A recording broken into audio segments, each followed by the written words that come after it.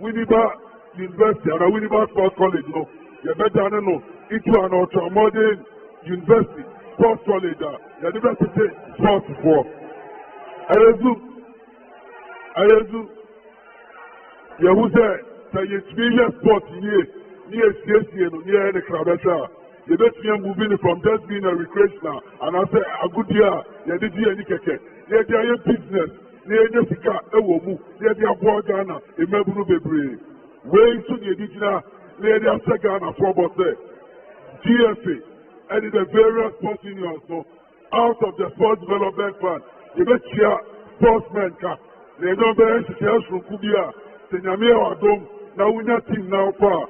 Also, Udi Bikakra, a Baba Tufu, near the football, and the Ghana sports in a year. Let them announce, you know.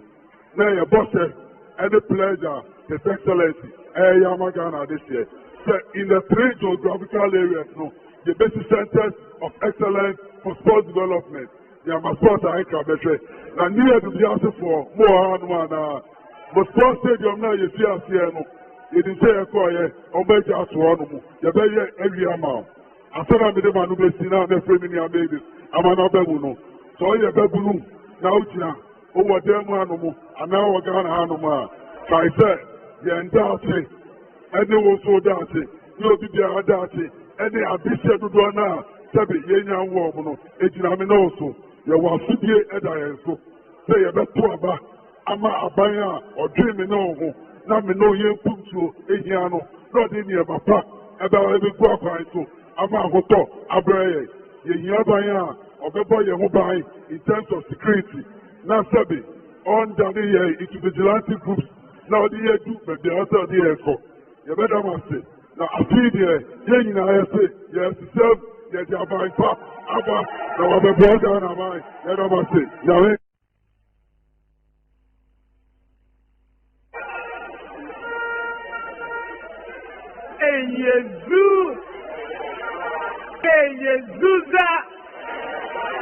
Amanu Mohana Anya Muntie Yen Papa President John Dramani Mahama Awota Babiemu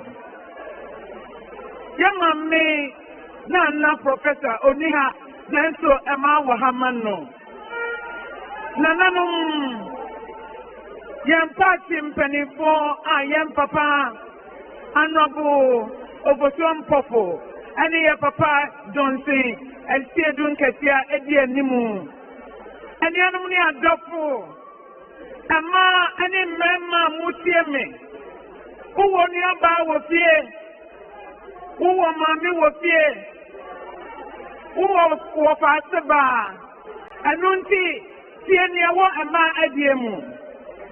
Young Papa John Dramani Mahama. Oni NDC ba wo babiemu no enanu ema enyamfaso yenyamfaso awo apomudimu yenyamfaso awo yamasuku komu yenyamfaso awo yejediemu yenyamfaso wo nioma bebremu nenso 2020 amfaso eba ma eni yamahudie ayesunu nkokura oni aba so we are police in Iba, so we are nurse in Iba, so we are judge in Iba. Of Juma Biara, we are no TME, as he said, one so over Chefan. Near a woman here, and this is John Dramani Mahama. Near Odimaye after 2020 elections, no, you want us to be our Pomodimu. You want us to be our Yamasuku come. You want us to be our Yumamu. You want us to be our governance move. And don't see, and I'm bringing men to make a canning in Ara. Nanso Apomodindia, see what I find a woman. And ma, Adi a woman, Obama and now Oba Biara or Tihano, Oba and a woman. Nanita Yenti. President John Dramani Mama Ayan Sitete say to Abamana a man Asante Forma non forma, water forma, and cram forma, a chim forma, or babyara, or betuaba manono. Baby, I will yet do maybe no. So, maternity leave 3 months no, or the Busumi account who say, after dear, maternity leave.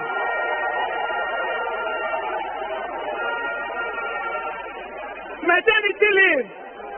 Obanyana Busumi 9. Obajuju home. Obahumi. Na Ubanya Modin. Na what to me at your back. And son, what the Juma said.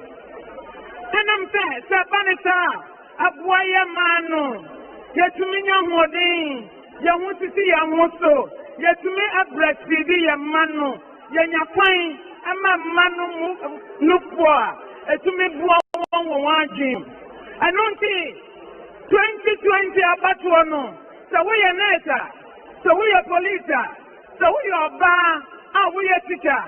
Would you Juma our FM station and other TV station?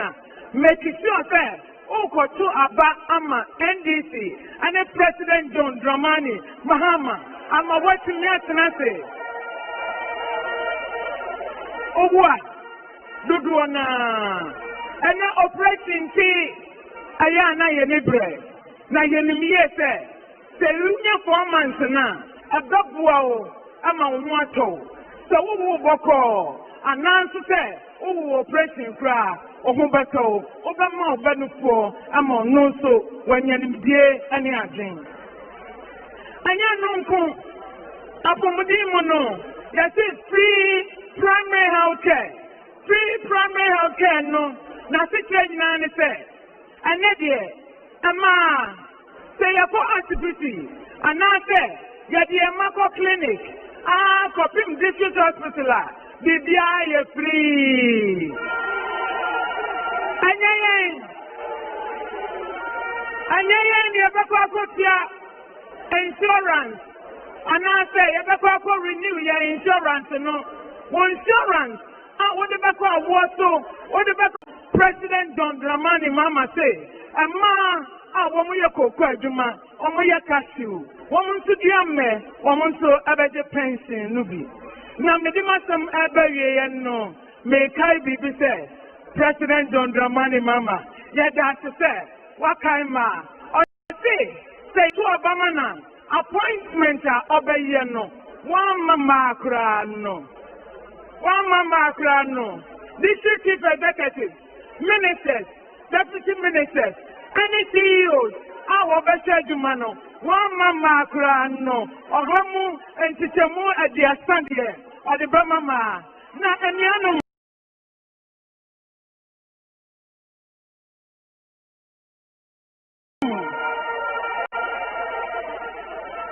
Live Onyaba, John Dramani Mahama, and NDC. Ayayina, Yabadia. Say on your ma and ever who are minority, what we be, what kind of prayer, mammy, professor, not general, for mine. I did not come with that.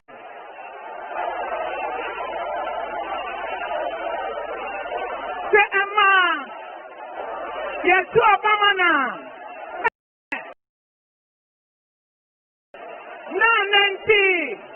Nana General President, Ababuaye, Agriculture, Kayaye.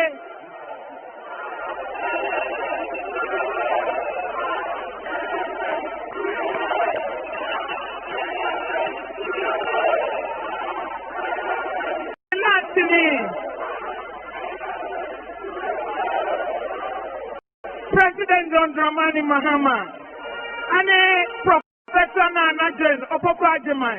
I am to say, your mana, Sabi, will do Busumia, or Mubusumi at time with one, want to mean go school.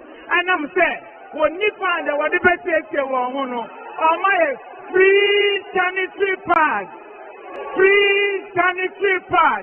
I'm a Mayua, Wawagan and Yana, Sauti Crocatium, Sauti Crocatuam, or Shepe, that free sanitary pad, no, or Bema and Manchester, not a mana, Wagana, no, I produce sanitary pad, no, now what you chama, Obibia. Now, me and Samu, Nayan December 7th, Yanina, a manina, so we are Kayaye, so we are Dane, who was a home, young Kotuaba, and my president, John Dramani Mahama, and the NDC, Yezu.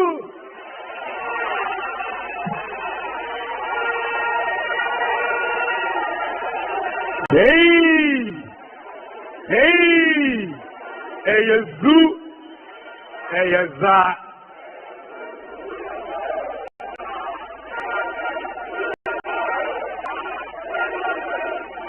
Thank you very much. Yadamujina Mase. Adofo, Yabestre, let's say, and Nanano Moa, Ayadia Manaya Fedodo, Nananum, a free programming, if you are 70 Sunday, Omoyan Wasia Traho, which are for Yamo and Seman, and Anomaya dear, Yamo and Sem, and Anomaya dear, when I mean Shawomo. I say, and I drew or implemented doing so. Ghana, I need to saw John Dramani Mahama, His Excellency Ababio. Na Ansana Babano, Ezu, Ansana Babano, Yebeyi, Tini, Kakedia, Chesi Mabako, Yabes Sabuna, Mudibako, Epidiana, Wanoso, Namarisino, Yevenia Papa, Ezu, Yababonya Menyumbi, Esansaya Papa dear, Usronya me, na Ojinamidi, the Enyumna Kawakoma, original, not to Enyumidi, Ezu. Here, the video of the nation builder, John Mahama. Ladies and gentlemen, presenting the nation builder. John Mahama,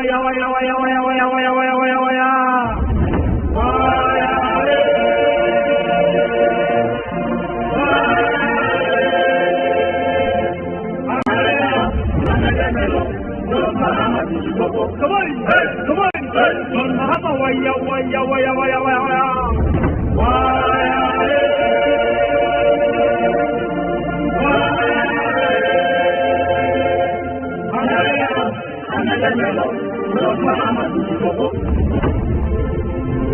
A nation builder is one with vision, a planner, and a master tactician. Here's a man with a team that understands that the implementation of free senior higher education, for example, requires adequate infrastructure in order not to destabilize an already working quality educational system. This is a man with a team that negotiates deals in a holistic manner, like the Tema Port Expansion Project that concluded with the construction of the Tema Motorway Interchange for ease of transport of goods. This is a nation builder, one who makes judicious use of resources at his disposal. There are several infrastructure projects in various sectors of the economy accounted for under John Mahama's 4 years of governance.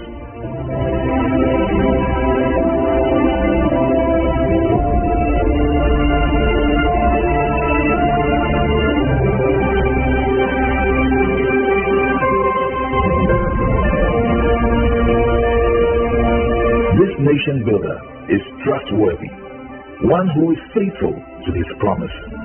John Mahama promised to end doing so, and truly he did, leaving the nation with excess megawatts of power at the end of his first term in office. This nation builder is a unifier. John Mahama's leadership transcends ethnicity, family, and friends. One whose message resonates with the upper class right through to the grassroots of our society. Same can be said about his communication prowess.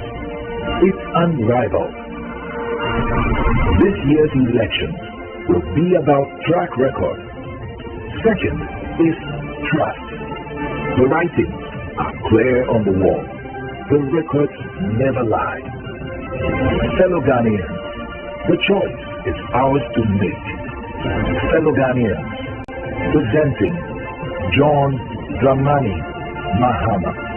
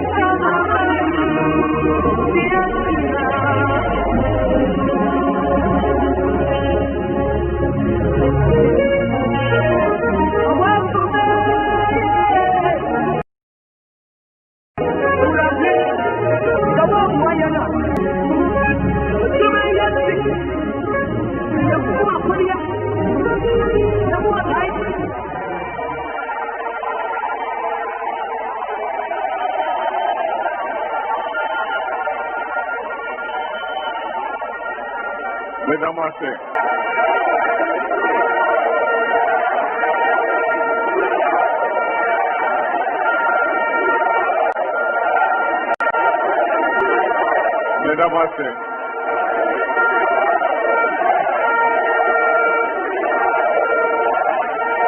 Madam Master. Thank you.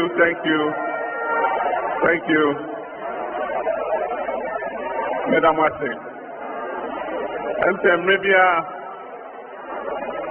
now I was here Kai say you hear Nyame Emwa na itunya yejuma. Ebe say Sanjumia yeto yano what ana ase awofegu. Ebe say ose lepadom ene wo ho. Onso yen eno afreye. Enti boaye ni ntimi nye wejuma. Ebe Nyame boaye.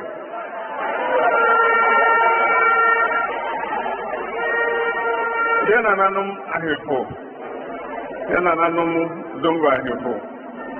The national chairman, general secretary, the regional chairman, the party executive, Unianuma Umufi Party Ahudwo, Kumasi Fonina Ashanti region, the Damase, and Awawa Tools from Kwa. Modema Yabra, Yedibru, Kumasi Kodwe Moha. And Chebia, and a call University of Professional Studies, and your manifesto, Yatro, your Kodani B, Etre Ghana Hengina. Now, you're paying for a class, you know, and I'm baby. I was there, and some part, a walk time manifesto. I was here teaching Ghana. Now, it's such a move, now, Obia Tiasia. Nia NDC abanko fra eba abere ye amani pardon. If we say sa manifesto mo na mo de maye. Enta abra ye sa no. Ye ka say ye be ye people's manifesto. If we say nipa de mo en ye pese ye somo. Enta mo en na wo sa mo train. Nia mo pese ye mamu. Akwa ti say Obia was man jom. Nipa na entimi nko jom enko boni tim. Entonya adwa ni entos ni jenni enfamrew. Abra unya entos ni jenni. Adisa wo chire say uko joma. Mepe momoni, mepe kobi, mepe chire, mepe moko. Enti na obaka chanso okotom ma ono. Eno ena obeko jom akoto abreno. And to me, I say, a bride say, any some manifesto. Any doctor focus now, any lawyer focus now, any teacher focus now, any a Hipushai, any Okada Poshiai, any a Peter Poshiai. They are saying, not Yeniano say, oh, NDP, Muni Adria Model Manifesto. Enti mo ko nipa no ho akode ade abetro mo manifesto. Eso enya se e bi se nipa na ye ko mo ho no omo ene pese ye som omo ene ditu mi no ebe mai.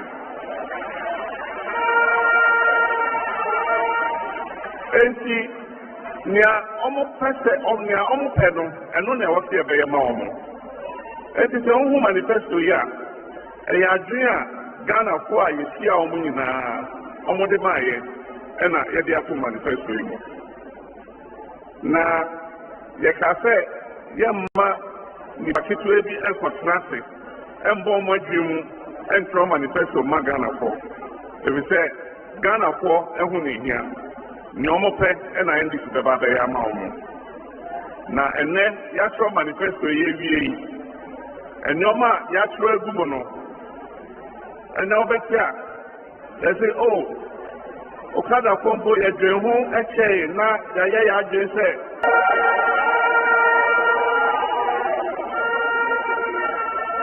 Now already Yaya just said, you better some run on Senebea. You better be a man on my age, man, and see you are naturally.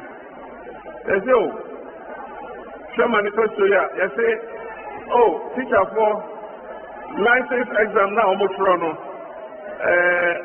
afi deɛ yɛde ato nkyɛn asa ɛdi yi o ɛnyɛ hwee a private school wɔ hɔ a yɛbɛma nkwadaa no bi akɔ saa private school no free of charge yɛafrɛ private school owners yɛsɛ ɔmo mmra na yɛdwe ho dada sɛ yɛbɛfrɛ mo na yɛne mo ayɛ nhyehyɛ sɛ na ɛbɛyɛ a private schools no nkwadaa no bi bɛtumi akɔ mo school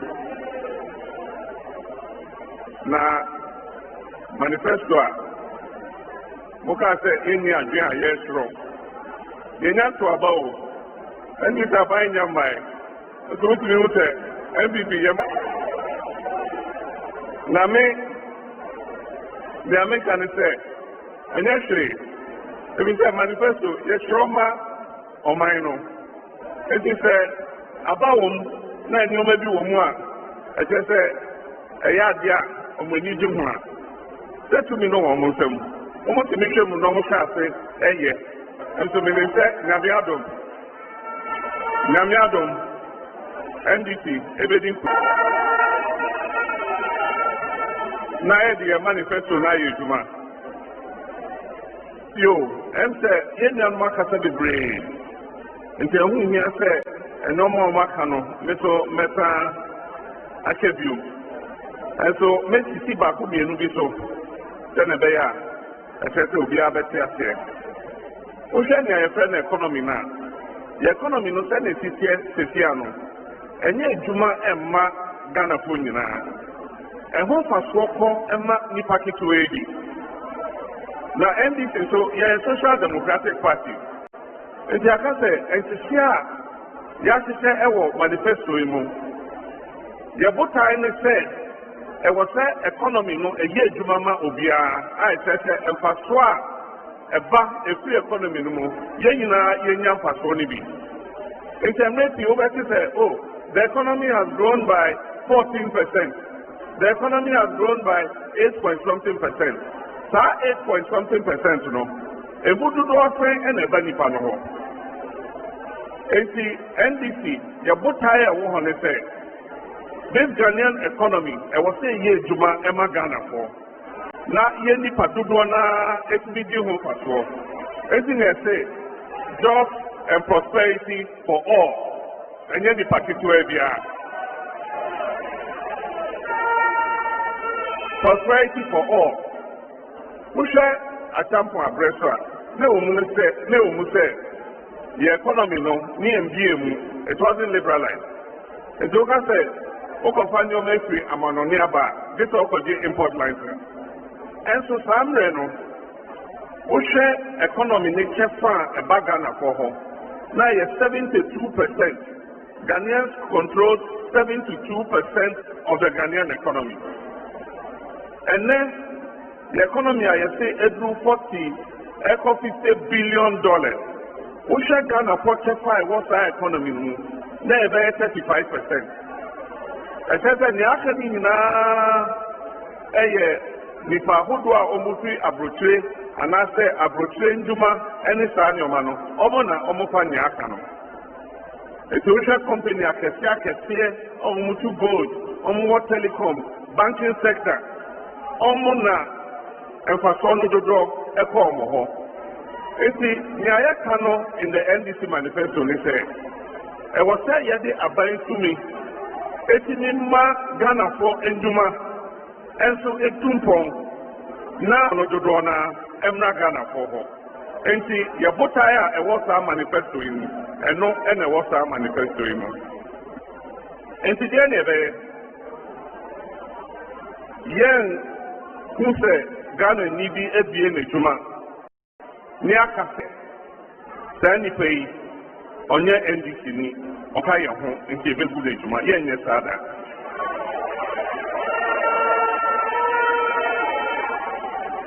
ebi sɛ woyɛ Ghana ni na wɔ edwuma wɔn mo ɛna wɔfa wɔn wɔ edwuma no mu ɛnyɛ Ghana fo aban so asɛdeɛ ne sɛ ɛbɛyɛ nhyehyɛ sɛ na ɛbɛyɛ a Ghanafoɔ dodoɔ naa bɛnyɛ adwuma ayɛ nti sɛ nipa no ɛde ɔno ani dwetire ebie n'adwuma na ɔfa Ghanafoɔ bɛyɛ edu anaasɛ edunum ɛyɛ adwuma wɔ hɔ a ɛyɛ sɛ na ɔkɔgu no ɛka sɛ on Kaya party home, ATM Bunejuma. And it's a Bible for Ebano, Yen Yesada. If we say, the way to be and yet a Juman and Jumano be Ambekahua, and then there were no men Gulu. And so, what shall and say that actually, what if the Sagan and Nibia or what big business we are never send a new Michael? Obakato say, and your man for you cry. Now, the no Jumelku, I can say, oh, Moja, our Mosiki. Teach you offer contractor for construction companies. Bebre Juma Emma buying 2016 almost certificates at one ministry I was a buy a Omuka and I buy for provide. If you're Munina Munja Juma non to home. Na ye bishim and say 90 Omodika. If you say Wakodi loan or bank, Wakodi cement or cement supplier home, Wakodi petrol or filling station. On perform ye Juma Mano or the Omuka unti Omuka. Now back as a Munja Juma and to home. Yo, the day Juma not to what? You see how what they cannot say since 2016. Contractor for the view of one, everything Yenti Omuka. And the a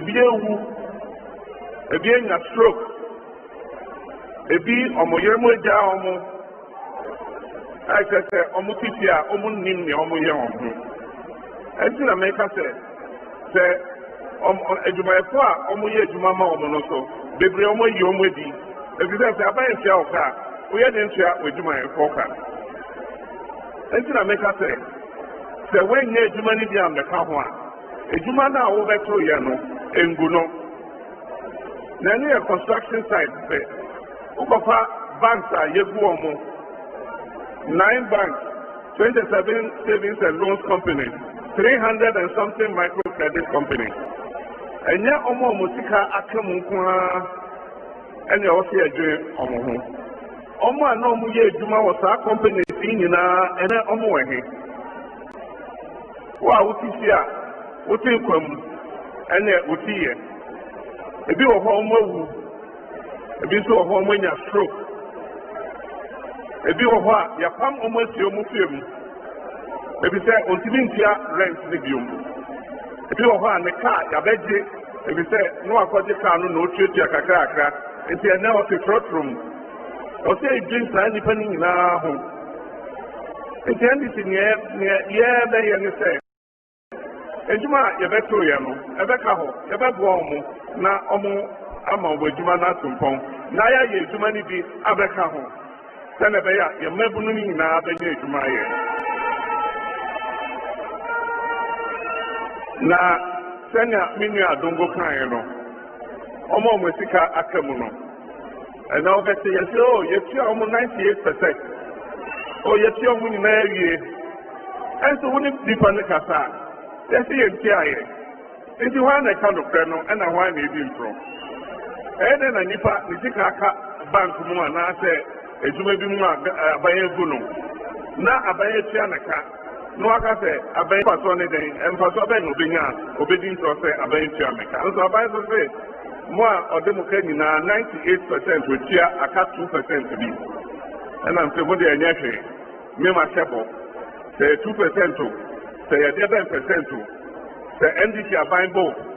I don't mind my president. Obia, you didn't Kabia, I say you go bank no. Usika Akamu, you bet you out Sikama.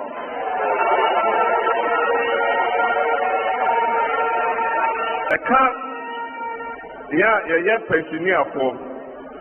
If you say, Mr. Mabeka, pensioner for no home. I'll tell me cost less, Namiko Busa, my pension. Nanya can say, so you're a pensioner. Afibia, I was some Dumino. Near Tosu Dumino, I have Brunia, Bosomino. O pension no, yet the Bakum at the Kahun. And see, O pension now, December, no, so would you Brunia no. A very double, how would the baby Brunia?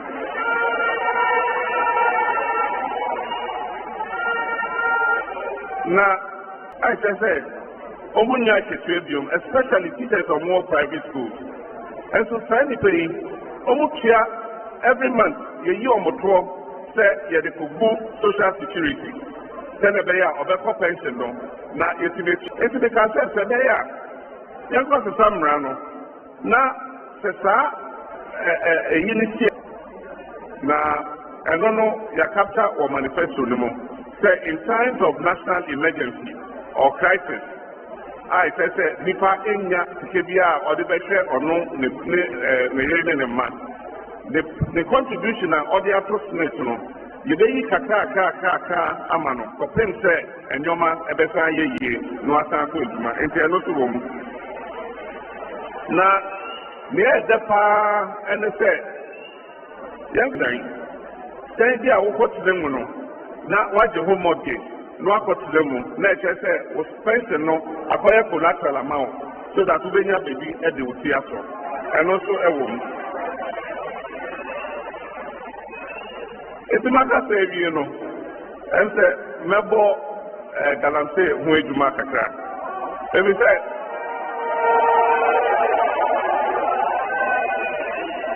say minya egwada ko wa bobo so be nyamintira eno de ma Ghana ko enti yeman ni afa yeman Gold Coast ebida Ghana ha nyina efi empoano ekopem ye border de Burkina Faso wo de asobo foma wo be hu gold o mu enti ye japade anyame dia man enti wo se ye di hu faso na emra kwan bi wo so a ye betimi afa a kese ye be di hu faso ama emabuna nya eduma ye so the gold mining sector no kwa it can employ more than 1 million young people enti ye wo mra bebria ye de ensise bebria ye de beto ho se na be ya small scale mining no ye betimi aye ama Ghana nya hu faso na emabuna so anya eduma ye a kai no ye de gold board eba Send a cocoa board. A check cocoa is money in our so. You have a gold development board, I friend gold board. Almost gold mining in our better so. And see, and why I want some of the small scale miners now, almost the Bama home. Now, almost a gold board is to my four. You will university a training for omonim mining whom you mean in our. It is and for that, students now free University of Mining and Technology, I water panel. You have a small scale mining, a mining, no. So the farm na find so. Then over here, you never know be enco our principal in Sadia, no. Almost the better so. No man making sure say the mining is done safely. On training and father no so. Then the bear. Omo ye djumani bia excavators bulldozers for home ubekwa ko fabi no abe level eho nyina kama now they are no after so na ndua e wose udua gu ho no no wadua wo bonda kaka wo de aso ho no na de usika ma na president kan President Akufo-Addo or say I'm prepared to put my presidency on the line in the fight against Galamsey. Now, the fight against Galamsey, which means he has failed completely, or failing. Every day, now why anything? Why didn't you for concessions if you are more? I'll say, or the community mining. And all the concessions, I'm on a party for. Almost the almost to be a Galamsey, no. Small scale mining there, no, almost the almost to be here. So Ghana for Akenya. Mo de mo ka ho mo got me pie o ma jije for excavator a mo de ama o mo party for I just say wa wo ka e wa excavator no ho e ka no e di weti na excavator ne de ye de ama MPP party ni say ono on fan for small scale mining and na me ka say na me ya adom na MDC aban ba obia excavator ya ji ama e de ama obi no ye be di excavator for asan de ama Mira.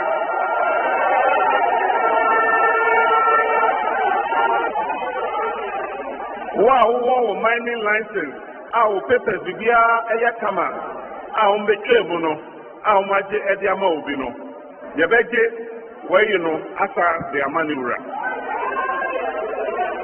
efisɛ yɛn nyinaa yɛyɛ Ghanafoɔ na yɛayɛ nhyehyɛ foforɔ a obiara bɛdi so na obiara di saa sika kɔkɔɔ no ho mfasoɔ yɛwɔ nea yɛfrɛ no the big push ɛno ɛyɛ $10 billion over 5 years mmerɛ biara yɛde $2 billion bɛgu mu na nneɛma a yɛde bɛyɛ ne deɛ bebree nea me nua ɛrekɔkɔkɔ kaeɛ no mfidie a yɛde processing tomatoes cashew ginger watermelon ne nyinaa palm oil ne nyinaa yɛde bɛba na baabi a yɛfrɛ no crop processing zone nti sɛ yɛba western region na atuafo no dodoɔ ɛyɛ palm oil yɛde mfidie no bɛba na ɔma yɛ palm oil no ne ayɛ no fɛfɛɛfɛ ne yɛde akɔ dwom sɛ yɛbrɔn ahafo bono east bono ne ahafo hɔ a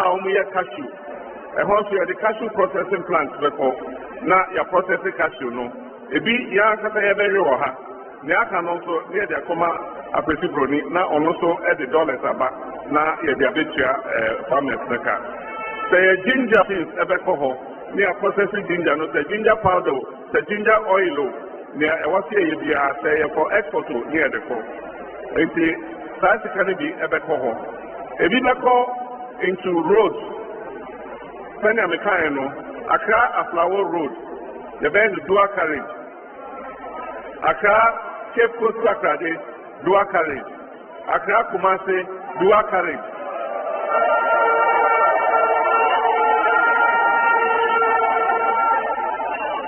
sɛnea ɛbɛyɛ accident ɛtɛɛsi no na yɛasɔ ano anɔpɛ yi sɛ anaa nnura mate sɛ accident ɛti biom a nipa bɛyɛ 14 ahwerɛ ɔmo fa ebi sɛ wohwɛ yɛakwan a single carriage way normally a wrongful overtaking ɛna ɛyɛ a ɛma saa nkwanhyia yi ba nso sɛ yɛ double road a cars nyinaa ɛrekɔ sei wei mu nso nyinaa ɛreba sei ɛbɛma saa nkwanhyia a ɛyɛ a ɛkum nipa no ɛso aba fam sɛnea ɛbɛyɛ a deɛ nkurɔfoɔ ɛmfiri ɔmo nkwa na ɛnyɛ highways nko a ɛnyɛ Kumasi Accra road nko a highways ɛwɔ ha nyinaa ɛkwan a ɛfiri ha ɛkɔ Obuase ɛkwan a ɛfiri Aflawo ɛkɔ Ho ne nyinaa saa sika no yɛde bɛsiesie saa kwan no sɛnea ɛbɛyɛ a yɛbɛnya mpuntuo Eastern Corridor Road yɛbɛyɛ Western Corridor Road yɛbɛyɛ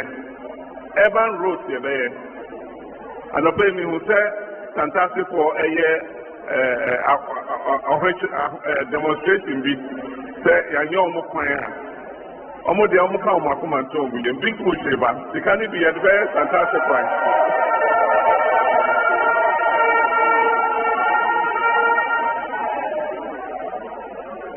obiara hwɛ KJTR market a yɛsɛ one in town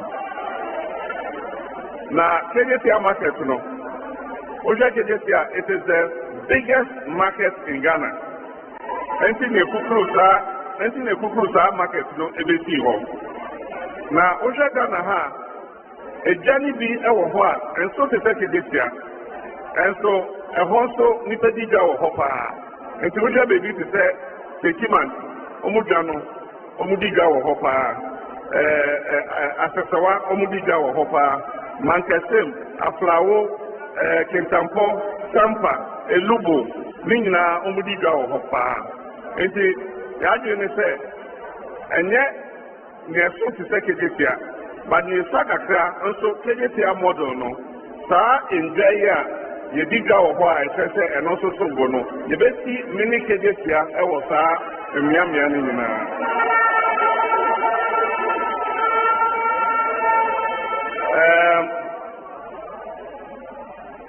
technical and vocational education training. Yankwana ni wie secondary school a bebree no enya entimi nkɔ university ana college of education ana technical university. Nti obehu a na bebree no abɛtena ɔmo awofo hɔ ɔmo ni edwuma yɛ. Ɛnso anka ma ɔmo tumi etua ɔmo sa no edwuma anka ɔmo so betumi ɛde ayɛ ɔmo adwuma na ɔmo etumi ahwɛ ɔmo ho. Enti na yɛde free technical vocational education training ɛɛba. Na ɛno nkwadaa na ewie secondary school a ɔmo ntumi atoa so ankɔ university no. Yɛde ɔmo bɛkɔ technical and vocational education. Sɛ na ɛbɛyɛ a sɛ dressmaking o, sɛ hairdressing o, sɛ auto mechanic o, sɛ plumber o, nea ɔpɛ sɛ osua biara na yɛama ɔno nso akɔsua. Osua wie a, either sɛ ɔbɛpɛ adwuma anaa sɛ ɔno abɛkɔ akɔ sɛte up n'adwuma. Na ɛno yɛ de ɔmo ewie secondary school no. Na nea ɔmo ewie secondary school so a ɔmo fi JHS ne ɔmo drop out of primary school. Ayɛ sɛ ɔmo pɛ sɛ ɔmo yɛ apprentice. Ɔmo nso yɛbɛ register master craftsmen ɛwɔ Ghana ha nyinaa. Nti saa nkwadaa no 500,000 of them. Yɛde ɔmo bɛma master craftsmen no. Ɛkyɛ sɛ ɛtoɔ kakra a ɛyɛ ɔmo tua master no. Yɛn aban yɛbɛtua ama master no na akwadaa no akɔsua adwuma. Nti osua adwuma no wie a yɛbɛma no certificate na sɛ ɛyɛ adepam ɛna osua yɛ a sewing machine na obehia akɔhyɛ ase no na yɛde sewing machine na ahyɛ ne nsa na ɔno nso akɔ beebi ɔbɛkɔ na wakɔ start sɛ ɔyɛ n'adwuma.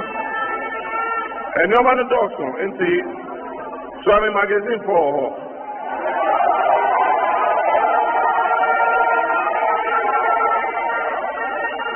Ezu abia yɛwɔ aban mu yɛde Smidofoɔ Swami Magazine Industrial Development Organization. Na yɛyɛ nhyehyɛ bi a yɛbɛsi new industrial park ama Swami Magazine for.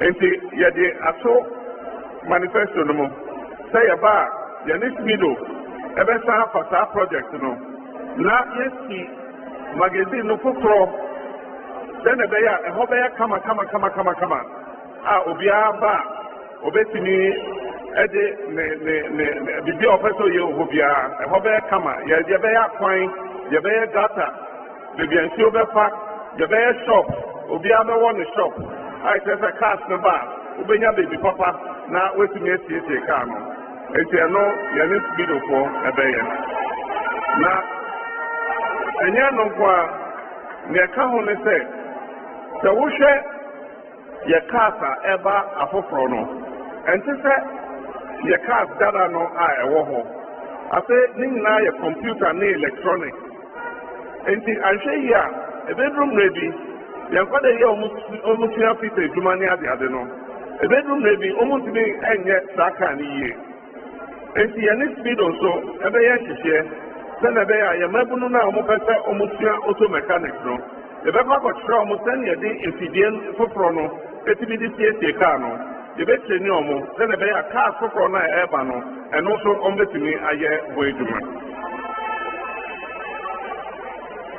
Nti nea aka no ɛm sɛ nnipa bebree aka ɛnso yɛwɔ bibi yare bi a yɛfrɛ no cancer ama mu ha saa yare no nnipa bebree ɛna yare saa kidney failure no ɛne cancer na wohwɛ sika a yɛde sa saa yare no ɛna fam nti nnipa bebree ɔmo ntumi nyɛ sika no wobɛhu sɛ ɔmbɛtena fiaa wobɛhu a na nyame afrɛ ɔmo nti yɛbɛsɛte up cancer and kidney disease development tract a yɛde sika bɛhyɛ mu sɛnɛ ɛbɛyɛ a wo a wowɔ kidney disease anaasɛ wowɔ cancer yɛde saa tract no ɛbɛboa wo sɛnɛ ɛbɛyɛ a sika no a wohia sɛ wode bɛsa yareɛ no nea wode bɛtua no ɛbɛba fam nti ɛno nso ɛwɔ manifesto no mu ɛnsɛ menkasa no na yɛyɛ awie yɛwɔ hɔ biom ɛne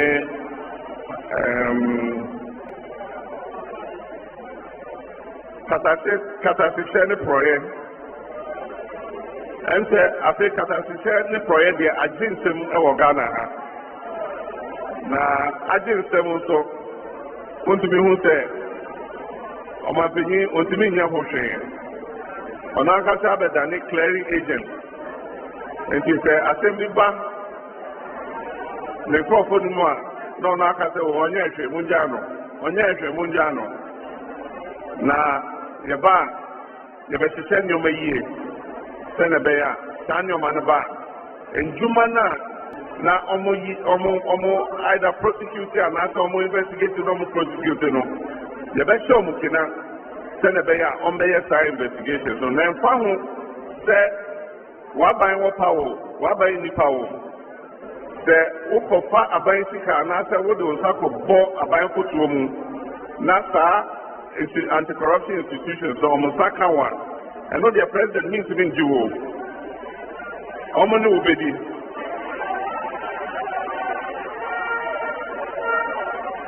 na ministers na ɔmo dɔɔso no ɛno nso yɛbɛte aba fam yɛbɛte so ebi sɛ wohu minister baako a ɔwɔ kaa 4x4 a ɔde tu kwan ɔwɔ kaa saloon a ɔde ɛkɔ adwuma akyi wɔ kurom aban ma ne petrol for cars mmienu no ne telephone ntua ka nsuo ntua ka electricity ntua ka aban ma ne dan ɛma ne dan mu free nti wode saa nneɛma ne bɔ mu a apart from that aban tua ne ka ɛka ho otu kwan kɔ amanɔne ne atua ne ka nti wode saa nneɛma ne nyinaa bɔ mu na wohwɛ sɛ ministers 125 na waa wode w'adwen bu a wotumi hu sɛ aban ɛsɛ sika wɔ ministerfoɔ ho paa nti maka sɛ yɛba a number of ministers no yɛbɛte so aba fam sɛnɛ bɛyɛ a yɛbɛnya sika no bi atumi deɛ atua assembly members ne assembly ayi nti meka saa no na ɛsɛ sɛ yɛbɛ awieyɛ armed robbery abɛdɔɔso nti security services no ntuo ne bulletproof vest a invisible forces ne delta forces edi hunahunaeɛ no yɛde bɛma police ne sogyafoɔ mu na ɔmo ne armed robbers de akosi anim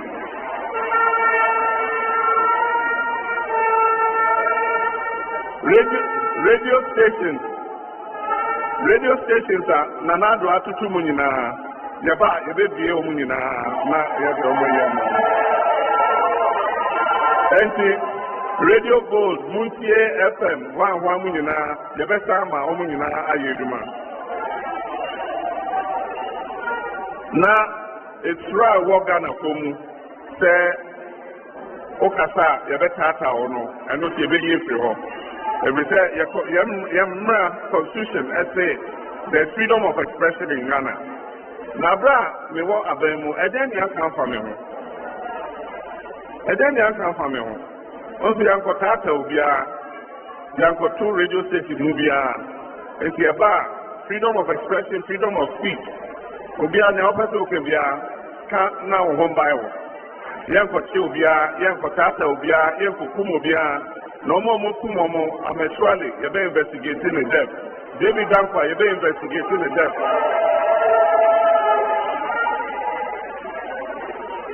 nti meka sɛ awie mede mekasa bɛ awieɛ no na nea mɛka ne sɛ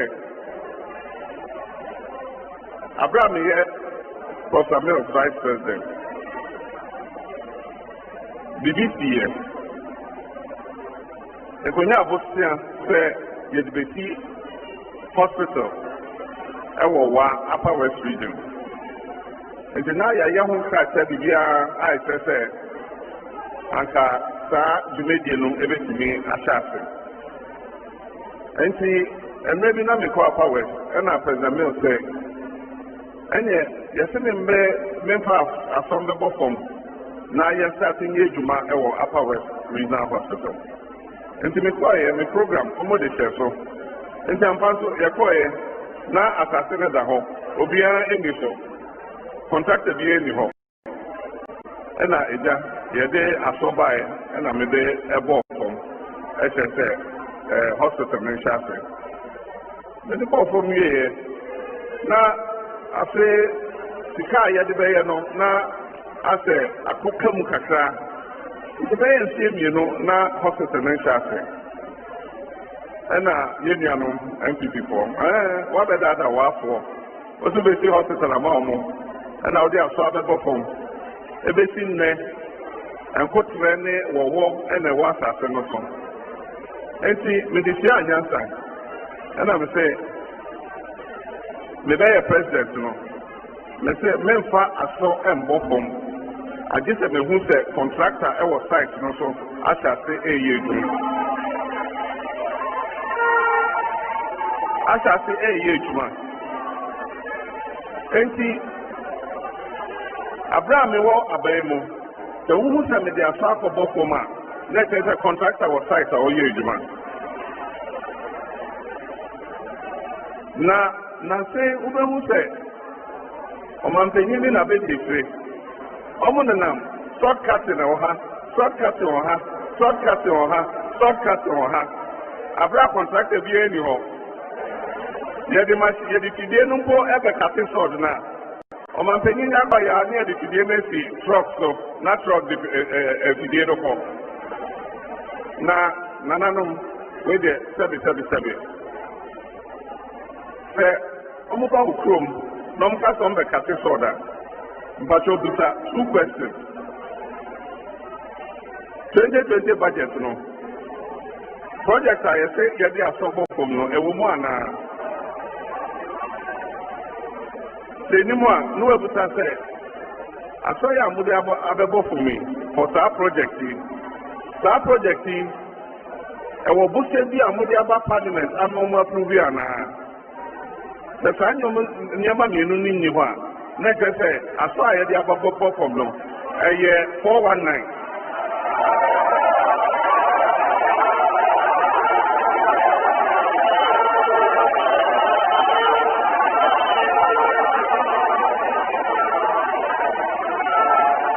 ezu ebi say budget mu tiken ni budget mu for our project no loan bia so enko parliament say ye de be yes our project no enti aso ye de abebo for no elections e be nti e no mo yes a enti e sakawa e 419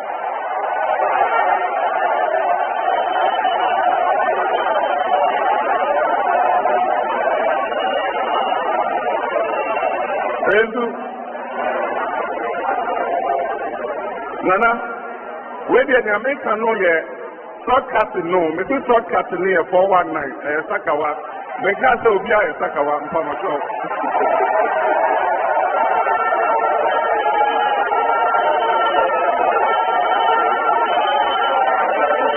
ezu shortcut no e na me ka say sakawa mo obi a mfa me nko Mesdames et messieurs, amis Sravon.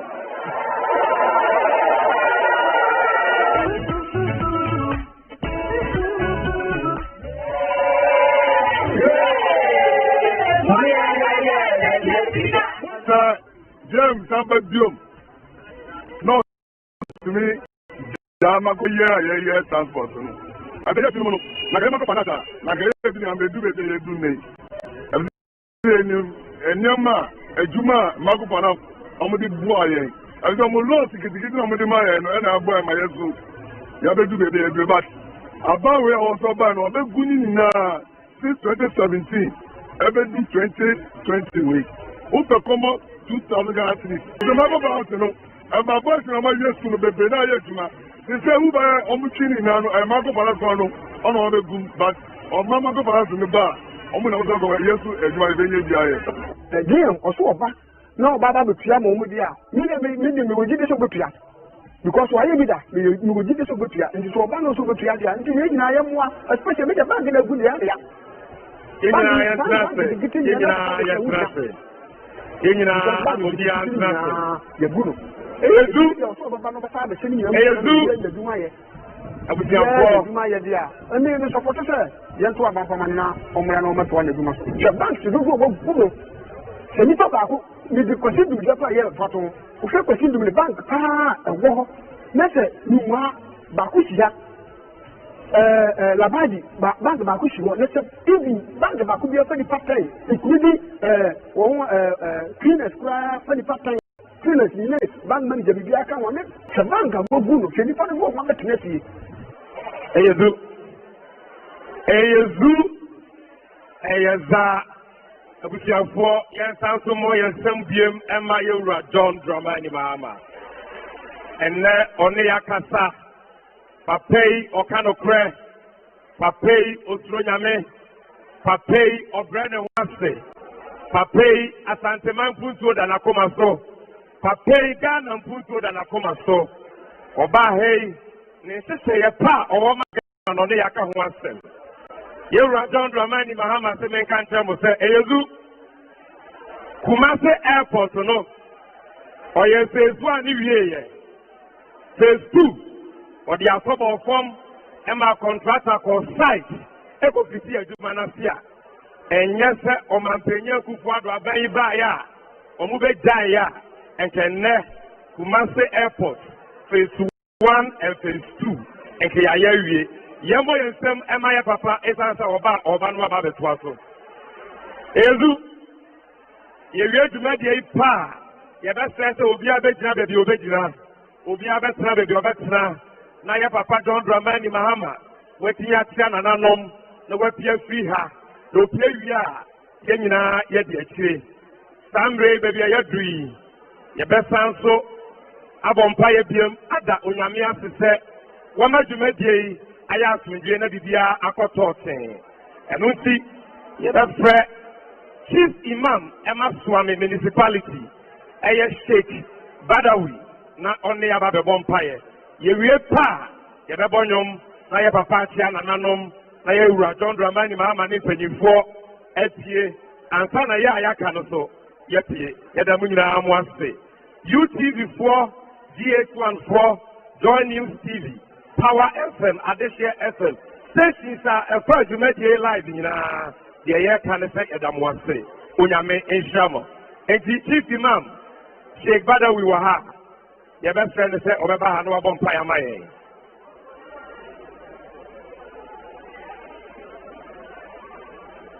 Abusuafoɔ yɛn nyinaa yɛnsɔre nyina hɔ na Chief Imam ɛmfa yɛnhyɛ Onyame nsa. Assalamu alaikum wa rahmatullah. Hey. Assalamu alaikum wa rahmatullah.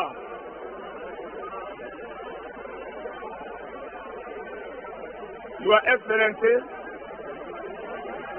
National NDC Chief Executive, Ashanti Regional NDC Chief Executive, Lenanum, Imams and Ulama, Egomina Yedamase, Say, Mashayen, Imams and Munyam, Sa and Munyama, Mudia Sayeno Yedamase, Unakubon, one Shama and Munyam, Ya Eken Yediano. And Tiada Musa Masia, Yabadaw Nakubon Sati, Auzu Billahi Minash Shaitan Rajim, Bismillahir Rahmanir Rahim.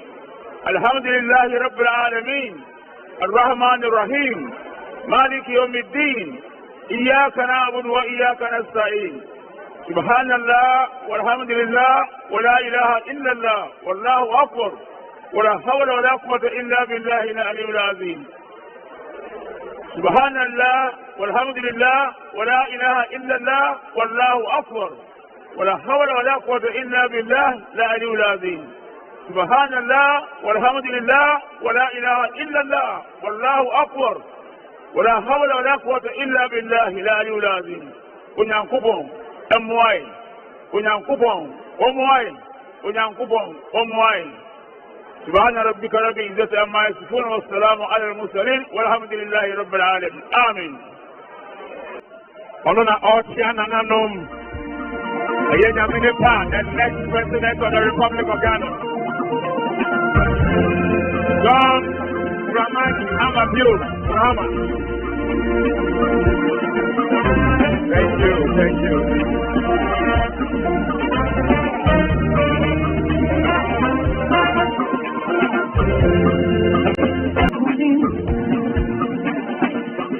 All the states and towns,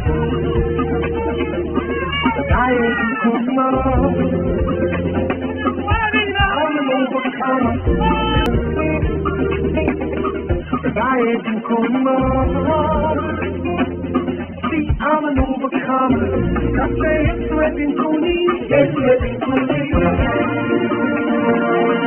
All faith and power. Wedding kuni. I'm an overcomer. I say yes, wedding kuni, yes, wedding kuni. All faith and power. Wedding kuni.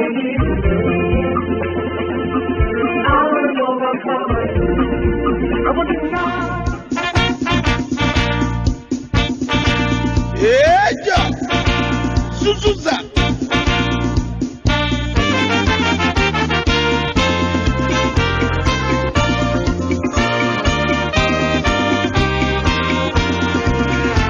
Arise for Ghana, oppression of the land, forward and seek your future. Development our God, from vision to victory, the end is surely. Stable democrat, Ghana, our strength in unity, from vision to victory, the end is surely. Stable democrat.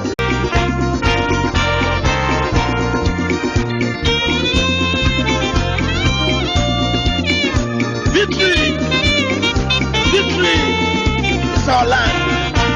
Victory is our land. Secure future, people love me. From vision to victory, the end is surely. Stable democrat, Ghana, our strength in unity, from vision to victory, the end is surely. Stable.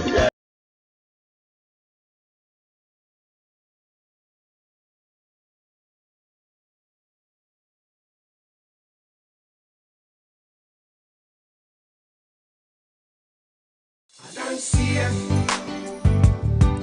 don't see it. 98.9. Yamubidi.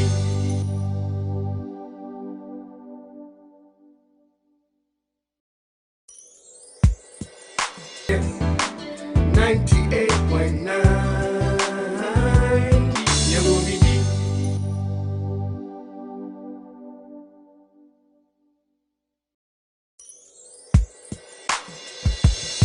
I don't see it. I don't see it. 98.9. Yamubidi. I don't see it. I don't see it. 98.9. Yamubidi.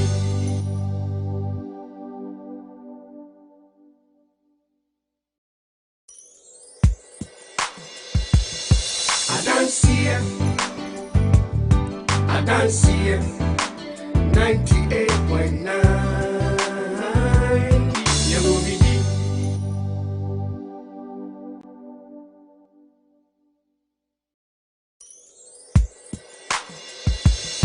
I don't 98.9.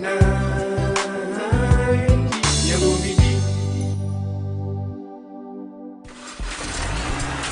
Autofix. Autofix Engineering Ghana Limited, your automobile fixing expert. At Autofix, your old and rickety cars are made brand new. Your accident cars come alive. Trust Autofix for an excellent job when it comes to bodyworks and spraying. Our skilled mechanics are trained to service, maintain, and repair all kinds of automobile. We install security tracking systems as well. We can modify your car to make it the latest model. You can sell your faulty cars to us. We also buy accident cars, even if they are still at the police station. Locate Autofix at Kaneshi Odoko Highway, close to Accra Academy, behind the Goyle Filling Station. Call us on 0244 282421 or 030 08029799424. I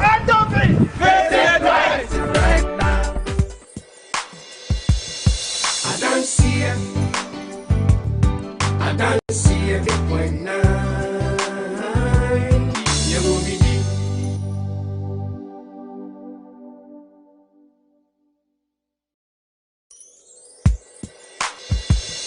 I don't see it. I don't see it. I don't see it. 98.9.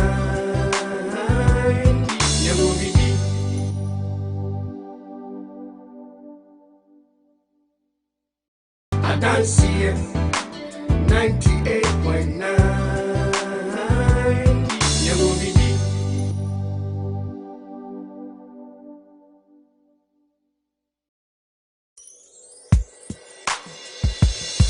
I don't see it. I don't see it. 98.9.